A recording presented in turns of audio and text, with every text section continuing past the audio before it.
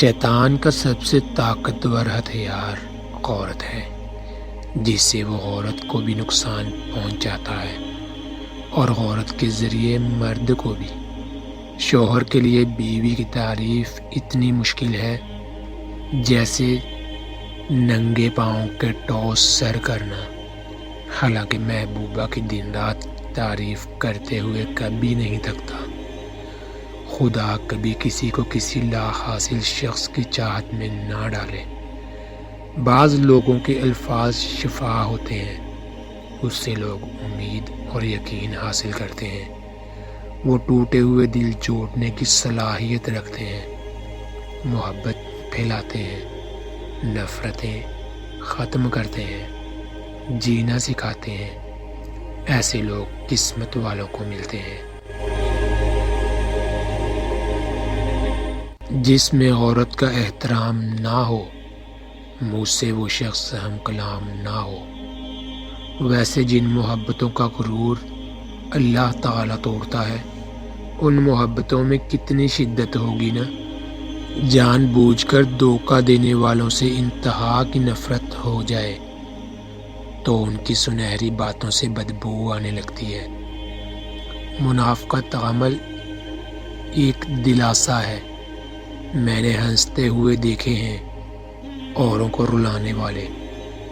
اگر امید سے زیادہ خوبصورت بیوی مل جائے تو مرد کے اندر برتن دھونے کی خواہش اپنے آپ آ جاتی ہے۔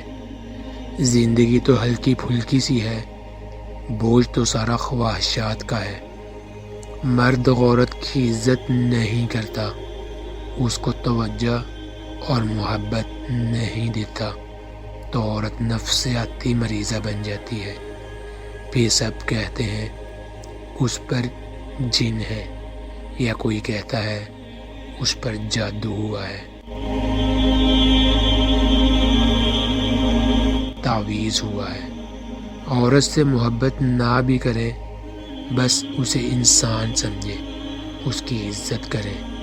بدصورت رویے خوبصورت چہرے کھا جاتے ہیں۔ جب بھی آپ غلطی پر ہوں فوراً اسے معذرت کر لیں۔ اس کے سامنے والے کو کچھ ملے یا نہیں، لیکن آپ اپنے ذہن میں پیدا ہونے والے انتشار سے ضرور بچ جائیں گے۔ اپنے احساسات کے تبدیل ہونے کا انتظار نہ کریں کہ وہ آپ کو ایکشن لینے پر مجبور کریں، بلکہ آپ ایکشن لیں، آپ کے احساسات خود بخود بدل جائیں گے۔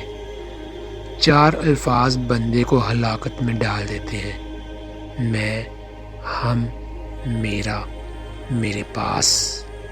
در نسب کے ایک جیسے ہیں مگر حوصلے الگ الگ ہیں۔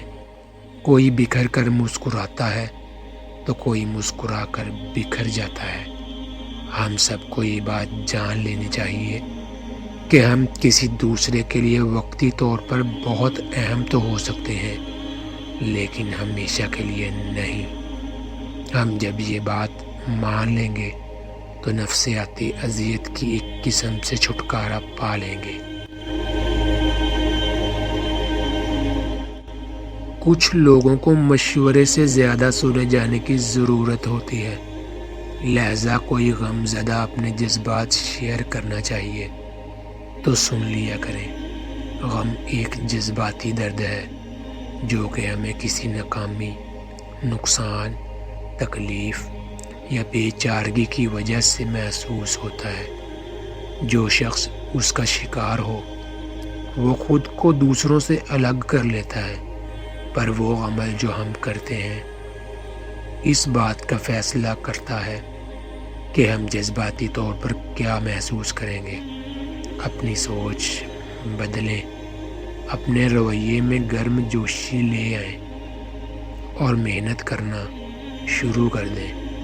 غصہ دوسروں کو جسمانی جبکہ آپ کو نفسیاتی نقصان پہنچاتا ہے۔